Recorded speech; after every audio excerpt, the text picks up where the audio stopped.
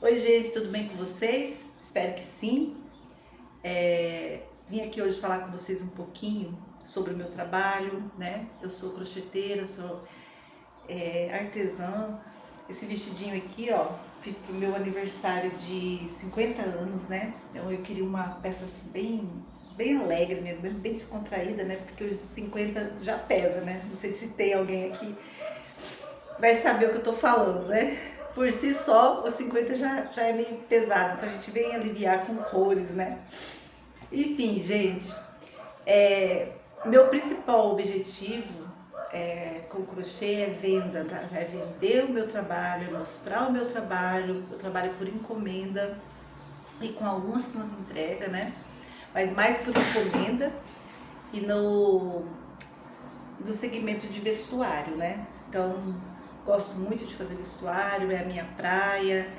Eu acredito que foi assim que Deus reservou para mim, né? Porque eu tentei trabalhar assim, já fiz tapete, já fiz joguinho de higiene de bebê, né, com fio de malha e tal, mas assim o que tem vindo para mim são as encomendas com vestuário, tá?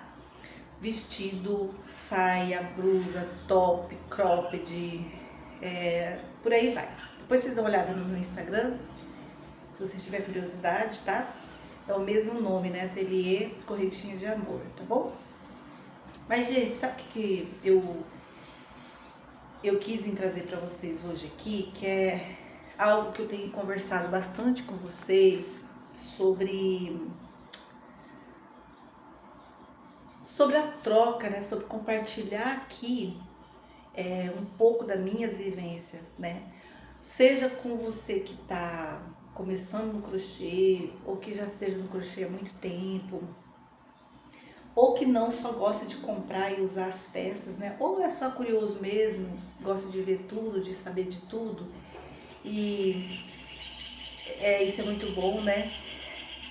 Então, eu vim conversar com vocês hoje aqui sobre um tema muito delicado, muito difícil de falar, mas que tem tudo a ver com o crochê, né? Com o crochê, com as artes manuais no geral, né? Na verdade. Que é sobre a depressão e a ansiedade, tá? Eu vou falar para vocês, eu vou compartilhar com vocês a minha experiência, tá bom? E como a gente é um ser único, né? Tem muitas coisas que eu vou falar aqui que aconteceu só comigo, que talvez não vai influenciar em nada na sua vida, mas pode ter coisas que pode estar acontecendo com você, ou já aconteceu, né? E de alguma forma, o meu intuito é que contribua para a sua vida, de alguma forma, sabe? De uma forma boa, lógico, positiva, né, gente? De alguma forma, assim, positiva. Então, se você tem experiência nesse sentido, se o vídeo falar com você, se você tiver mais dúvida, você pode falar comigo lá no direct do Instagram, a gente conversa, tá bom? Não sou profissional da área de saúde, tá bom? Sou apenas um ser vivente nessa terra há 55 anos, né? Nasci em 1970 e tenho algumas experiências para passar para vocês, boas, outras más, assim, que não foram muito boas, mas aí já, de repente, alguém já corrige o curso, aí já não passa por essas experiências, né, ruins que eu passei, né? Então eu quero compartilhar com vocês sobre isso hoje, porque falam muito sobre que o crochê, quem tem depressão, quem tem algum problema, distúrbio, né, mental, alguma coisa assim da mente, alguma perturbação na mente, né, que pode ser, sei lá, depressão, ansiedade, pânico, bipolaridade, muitas outras coisas, né, gente, muitas outras coisas que tá tendo aí.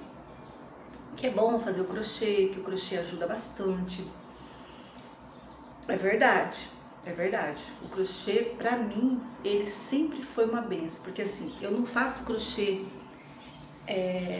desde desde o dia que começou a onda aí, que o crochê é bom, que o crochê ajuda, né, no alívio, no caso da ansiedade, né. Da depressão eu nem digo, até vou falar pra vocês o porquê, tá? Então eu queria vir trazer isso para vocês aqui, mas mais para compartilhar a minha experiência com vocês. Então eu tô no crochê tem muitos anos, tem muito tempo eu aprendi a fazer.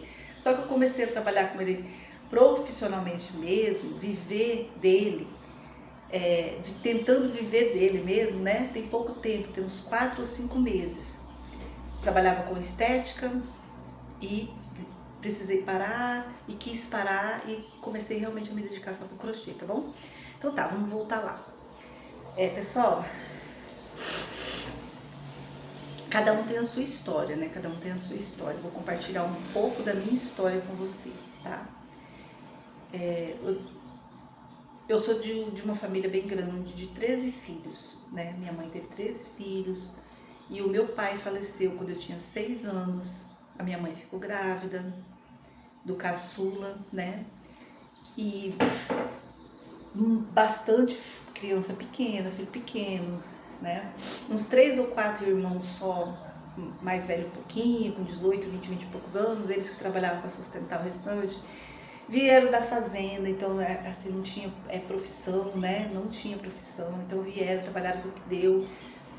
Bom, enfim, por aí você já tem uma ideia mais ou menos da minha infância. 6 anos, sem o pai, uma família enorme, numerosa, e a gente teve dificuldade, bastante dificuldade financeira, necessidade, assim, pobreza mesmo, sabe? Eu vou dizer assim, quase que extrema, sabe? E que quando esses irmãos eles trabalhavam em fazenda, eles iam para a fazenda, e a gente estava na cidade. Aí eles iam para lá trabalhar e eles voltavam tipo de mês em mês, né? Então quando chegava o final do mês, acabava tudo na casa. Não ficava nada, né? Enfim. E aí teve essa carência, lógico, na parte, né, material, teve também na parte emocional, né? E veio outros traumas, na minha vida pelo menos, veio abusos, né? E depois, quando eu cheguei na adolescência, eu roía muita unha, sangrava assim, sabe? Eu tinha sempre tive e ainda tenho, né? Bastante não, mas assim, algumas sequelas, né? De tudo isso que eu passei. Conversando com meus irmãos, alguns deles, ninguém passou, eu passei, tá bom? Eu vi uma vez uma história que eu achei muito interessante. Eu li, né, que estavam 3 irmãs, né, estavam na rua, né, perto de uma ponte, e apareceu 2 mau elementos, né, e estrupou uma das irmãs e matou, e ficaram 2, certo? Beleza, dessas 2, uma casou, teve família, seguiu a vida dela, viu a mesma coisa que essa, passou pela mesma coisa que essa, mas essa que conseguiu superar. Essa daqui não demorou muito tempo, ela acabou indo lá nessa mesma ponte, se jogando lá de cima.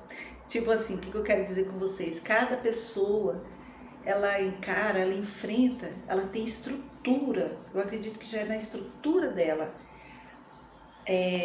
as coisas de uma forma diferente. No meu caso, pra mim, assim, eu sei que eu tenho uma sensibilidade bem maior, sabe, do que outras pessoas, até pra dor, pra tudo. Enfim. Bom, chegou na fase adulta, né, aí vi mesmo que tinha lá há 30 anos atrás, ninguém falava em depressão, ninguém falava em ansiedade, ninguém falava sobre isso, né? E na época eu lembro até que falava, é frescura, né? Mas aí tinha os sinais, né, na minha vida, né? Eu sempre fui muito ansiosa, se eu ia viajar, sei lá, uma semana antes eu já começava a não dormir à noite, eu sempre tive muita insônia mesmo, desde a minha infância. Eu lembro que Eu nunca dormi bem, eu nunca tive um sono, assim, bom, de boa qualidade, desde a infância. Me envolvi, fiz muitas escolhas erradas por causa da carência, sabe? Muitas escolhas erradas na vida, principalmente com relacionamentos, né? Buscando mesmo assim talvez aquele amor, aquela segurança que eu não tive de um pai, né? E aí você já sabe, você faz um monte de coisa, você se envolve com a pessoa que não deve e acaba sempre se machucando mais, né? Acaba se machucando mais e mais e mais. Então, prossegui. Tive meus 2 filhos, né? Tenho 2 filhos, né? Hoje já tá um homem e uma mulher, né? Já estão adultos, né? Os 2 com mais de 30 anos. Já tenho meus netos, né? O Arthur, a Sofia. E vim caminhando, sabe?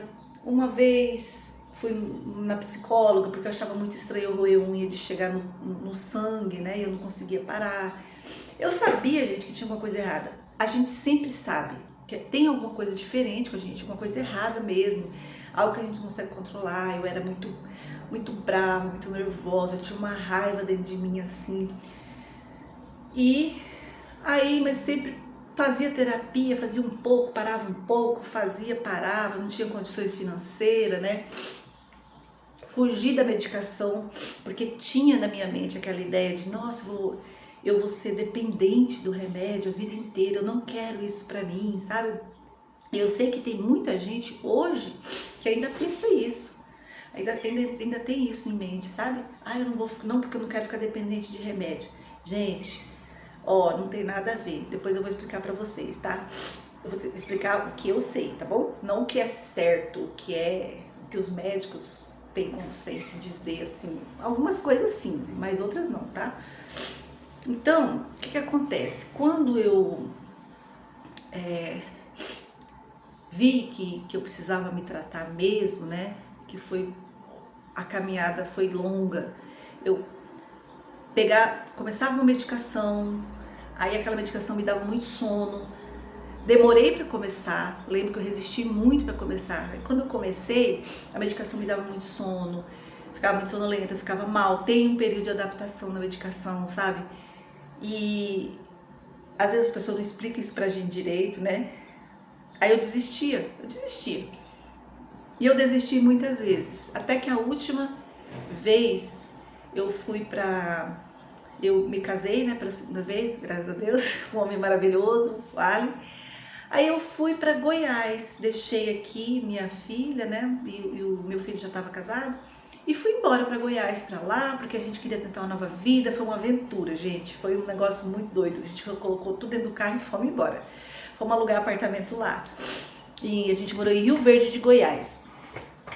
Aí, pessoal, o que acontece? Lá eu fiquei muito mal. Eu lembro que eu fui tomando a fluoxetina na época, sabe? Que era assim, minha mãe tinha falecido, recente, e um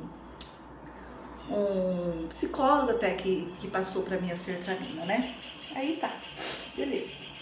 Eu tomei lá por minha conta, não vim mais nas minhas consultas, não vim mais na consulta com o psiquiatra. Achei lá um farmacêutico que me vendia sem receita, tá? E fiquei lá. Então por lá eu morei 2 anos. E lá eu piorei muito, meus amigos. Olha, ali, porque eu fiquei longe da família. Eu achava que eu tinha condições de morar longe. Eu achava que eu tinha condições de ser uma cidadã do mundo. Ali eu percebi que não, eu não sou essa pessoa. Não mesmo, sabe? Mas eu achava. Até você passar pela experiência, né? Aí, outra coisa que eu quero fazer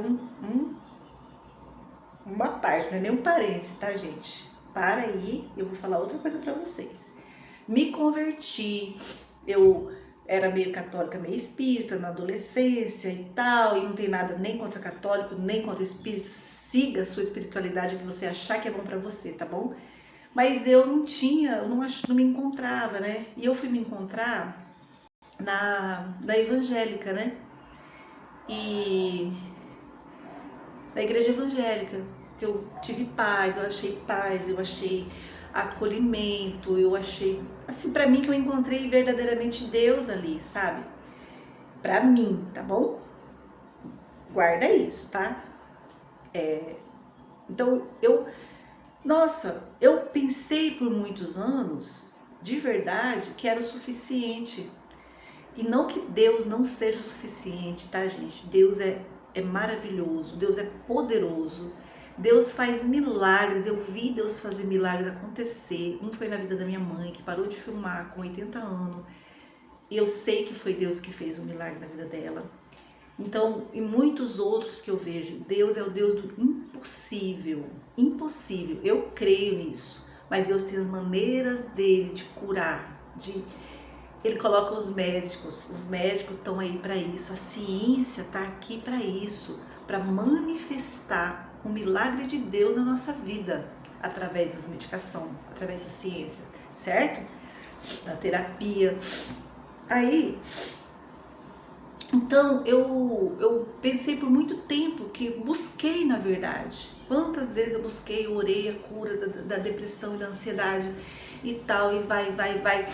Lembro que lá em Caldas, como eu piorei muito, eu busquei mais a Deus. Eu lembro que uma vez, gente, eu fui para a igreja tão mal, tão deprimida, tão mal, que eu cheguei na igreja, de verdade, eu comecei a chorar e eu vi que, falei, gente, não tá acontecendo nada, não tá me acalmando, não tá tirando isso de mim. Eu vou embora. Eu fui embora. Eu fiquei 5 minutos dentro da igreja e fui embora, sabe? Ah, é demônio, não sei o que, gente, para com isso. Eu busquei, eu pesquisei, eu estudei. Pode ser, em alguns casos, que seja possessão, pode ser, mas é raríssimo, gente. Eu vi um psiquiatra falando, ele trabalha com salvamento. Quando a pessoa está lá na ponte para cair, para pular, né, para se suicidar, ele vai lá. Então ele vai lá fazer a negociação para tirar a pessoa. Muita experiência. Num retiro espiritual de uma igreja evangélica, ele foi falar e a primeira coisa que ele falou: gente, pelo amor de Deus, para de falar que depressão é demônio, depressão é doença, falta aqui no cérebro uma química, sabe, a tal da serotonina. E tem até outras causas que eu acho que eles ainda vão descobrir, agora estão achando muito relacionado também com o intestino e tal.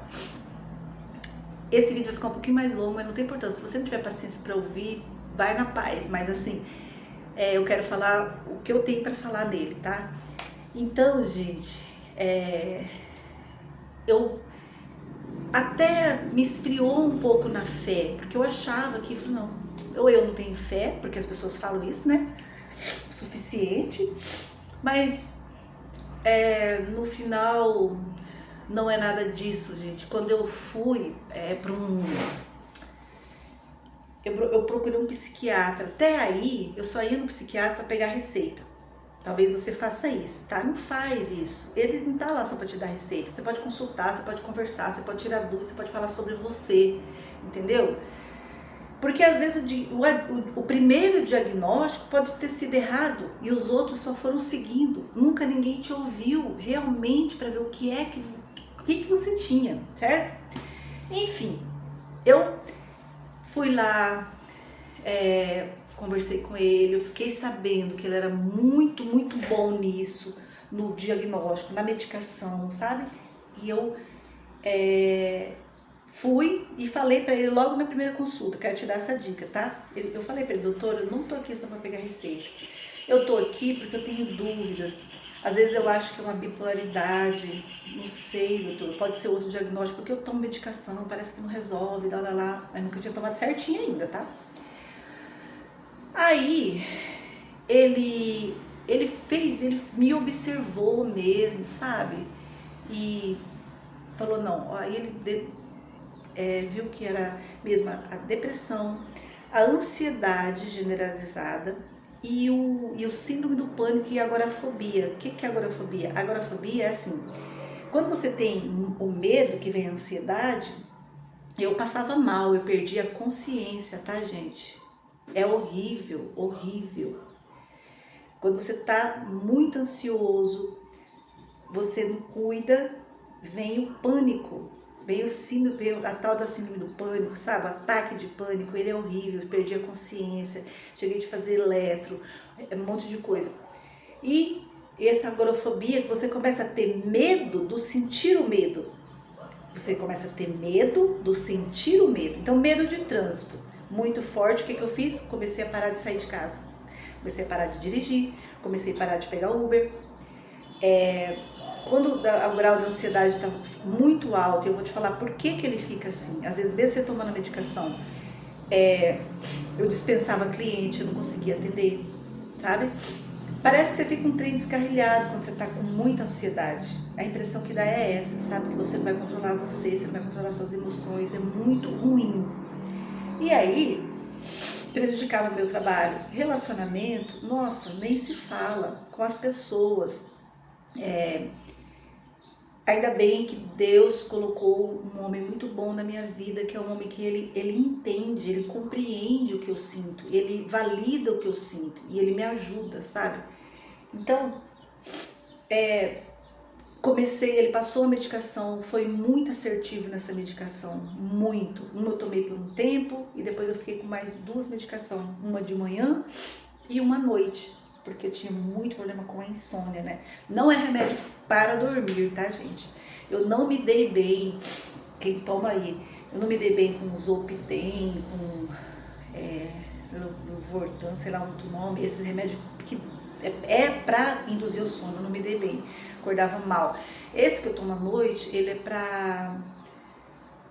eu vou falar pra vocês o que eu tomo, mas pelo amor de Deus, vai ao médico, tá bom? Eu não indico, não tô indicando remédio para ninguém, fica claro isso. Eu vou falar pra vocês o que meu organismo deu certo, tá bom? Não deu certo com muitos outros, que eu vejo gente tomando, às vezes minha família, pessoas da minha família, e deu certo. Pra mim não deu, tá bom? Então olha só, e o que eu tomo também não deu certo para algumas pessoas da minha família. Eu tomo desde de manhã, hoje eu já tô no de 100, tá? Uma coisa que eu tinha resistência era aumentar a dosagem, mas não, gente, é um tratamento, precisa ser aumentado. Muitas das vezes, aquele dosagem, você só inicia o tratamento. Tá, desde de manhã e o Donarim à noite, os 2 eu tomo de 100. Isso me deu uma estabilidade bem legal, bem boa, como nenhuma outra medicação tinha dado. Detalhe, 2 anos de terapia, até que ela mesma me deu a alta, foi passando a terapia, né? E aí precisa outras questões. Acho que terapia, gente, é uma coisa que a gente deveria fazer o resto da vida. Sabe, ter alguém capacitado para você chegar nela, igual aquele desenho, com aquele monte de linha emaranhada assim, sem saber, na cabeça assim, chega lá, ela puxa um fio, ela vai te ajudando a desenrolar aquilo e te ensina como não enrolar daquele jeito de novo, sabe? Te dá ferramenta para isso. Então, essa psicóloga me ajudou muito em muitas questões, em me ajudar a controlar e tal e tal. Mesmo assim, isso que eu quero falar também. Tem que fazer exercício físico, tem que tomar medicação, tem que fazer terapia. Tudo isso, gente, tem que fazer. E aí, às vezes, tudo isso ainda não vai curar você. Eu me lembro que o médico falou, doutor, mas quando que eu vou parar? Ele falou assim, talvez nunca. Mas você vai, qual que você prefere? Sentir o que você sente, né? Quando você tá na depressiva e ansiosa, ou você tomar medicação? Porque você vai sentir o resto da tua vida e só vai piorando. E é verdade, só vai piorando. Aí eu decidi que eu vou tomar medicação e tá tudo bem, sabe? E só que mesmo assim, eu quero contar uma coisa pra vocês. Agora, vocês vão olhar bem dentro do meu olho. Mesmo com tudo isso, nós, né, que sofremos desse mal, dessa doença, nós ainda vamos ter recaídas. Como? Como que a gente vai? Eu me revoltei com isso muitas vezes, por isso que muitas vezes eu parei o tratamento. Mas como que eu tô tomando remédio de manhã, outro de noite, gastando com terapia, me esforçando para fazer exercício que eu não gosto de academia de jeito nenhum, né? Agora eu não tô indo, na verdade, vou contar pra você, não tô indo.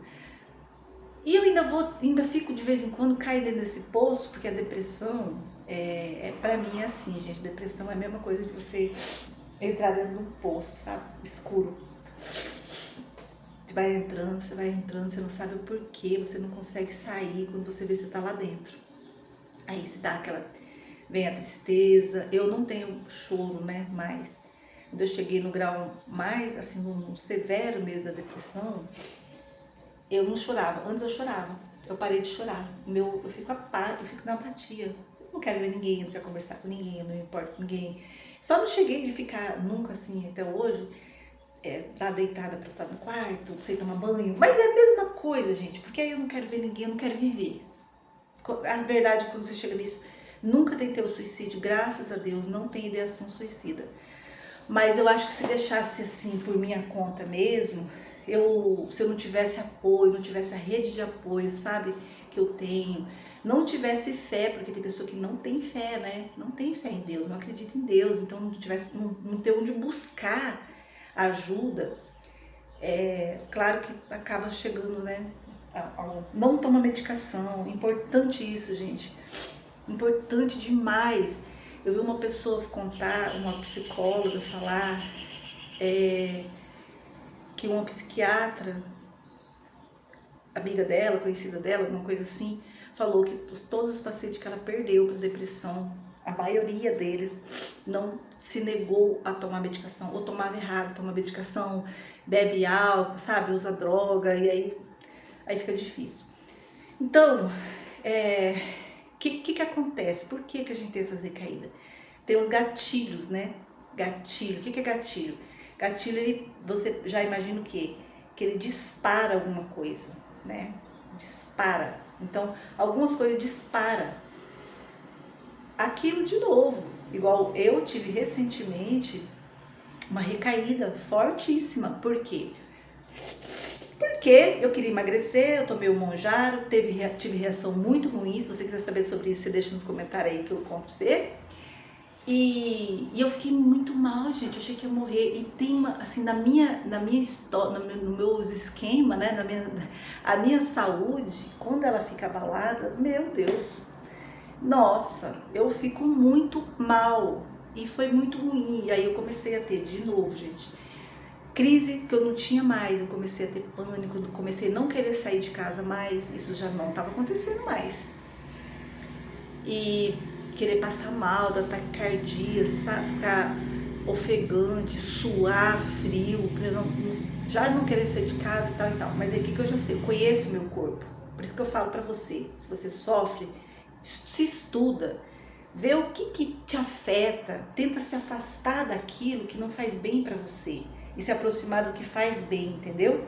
Então, eu já vi isso, já falei com o meu médico, psiquiatra, e ele já entrou com uma outra medicação para mim tomar, tipo, meio-dia, que ele falou assim, não vai tomar sempre, tá? Só até passar. E realmente já tá passando, entendeu? Aí eu volto para minhas duas medicações.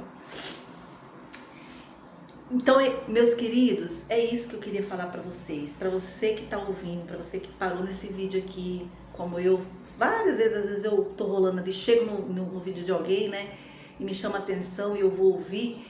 E então, assim, para você, se você sofre né, de depressão e ansiedade, eu falo depressão e ansiedade porque é o que eu tenho experiência, tá? Se cuida, se trata, não deixe de tomar sua medicação, tem horário para você tomar sua medicação, toma sua medicação, sabe? Porque é uma doença física, ela tem a falta de serotonina. Vocês estão enjoados de ouvir isso, mas realmente que nem tem diabetes. A pessoa que tem diabetes toma remédio para diabetes. A pessoa que tem problema cardíaco, ela toma remédio para o problema cardíaco. Tudo, sabe? As pessoas tomam remédio, tem tratamento longo, tem tratamento curto, que a pessoa já melhora, dependendo do grau, do tanto de prejuízo que aquela pessoa teve, né, na doença, na depressão, na ansiedade. Mas às vezes vai tomar a vida toda. Toma a vida toda, gente, porque você tem que fazer a escolha, ou viver com a depressão e a ansiedade, ou tomar a medicação, né? Então, eu queria trazer isso para vocês hoje, gente. Eu não queria fazer um vídeo tão longo, mas eu queria trazer isso, essas coisas para você, né? E te incentivar a você se cuidar, você buscar ajuda, tomar a medicação certo, como tem que tomar. Se você precisar interromper, fala com o teu médico. Se não estiver te fazendo bem, já deu ali, sei lá, 1 mês, 2 meses você tá tomando, continua, não está te fazendo bem, volta lá e fala, ó, doutor, não tá indo bem, isso aqui tá me fazendo mal, não tá me fazendo bem. E os médicos sabem que tem uma medicação certa para cada pessoa, às vezes aquela ali não é, às vezes na primeira tentativa você não consegue, nem na segunda, nem na terceira, mas continua tentando achar uma medicação que vai te ajudar. Busca o diagnóstico certo também, sabe, se você tem dúvida, que diagnosticaram errado a sua doença aí, como você vai lá, o médico fala que você tá com, tipo, você tá com câncer, você fala, não, peraí, deixa eu ver, vou em outro, pede uma segunda opinião, entendeu? E na medida do possível, faça terapia. O que mais te falo? Não continua tendo a fé, porque Deus, Ele trabalha de multiformas, né? E é isso que eu queria compartilhar com vocês hoje. Sobre o crochê, o que tem a ver o crochê? O crochê, como toda arte manual, você, na hora que você está fazendo ali, você realmente desliga, sabe? Então se você está tendo pensamento acelerado demais, a hora que você se concentra nos pontos, pronto, já foi, né? O que eu não consigo ainda eu não consegui ainda fazer, se eu entrar, mas graças a Deus tem muito tempo que eu não fico deprimida, né?